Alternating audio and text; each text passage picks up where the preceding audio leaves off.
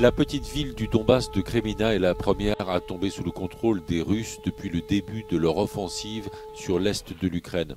Selon le ministre russe de la Défense Sergueï Shoïgu, l'armée de Moscou suit le plan de libération établi par Vladimir Poutine.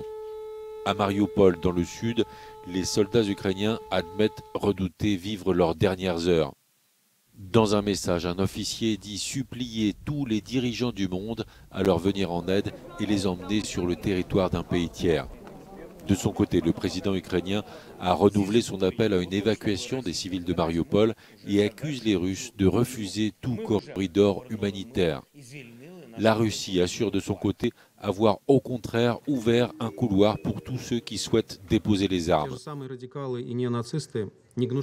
Ces radicaux et néo-nazis de l'aciérie d'Azovstal n'ont pas honte de se protéger de nos militaires en révélant, soudain, après un mois de blocus, qu'ils ont soi-disant des civils avec eux. Et jusqu'à hier, ils ne l'avaient pas dit. Ils sont encerclés par nos militaires et même lorsque des centaines se sont rendus, aucun ne s'est souvenu de ces civils. Une fois encore, ils se sont révélés tels qu'ils sont. Les civils ne peuvent s'être retrouvés dans ces installations qu'en qualité de bouclier humain. Les frappes russes se sont également intensifiées à Kharkiv, où le maire parle d'un tapis de bombes permanent sur des quartiers civils.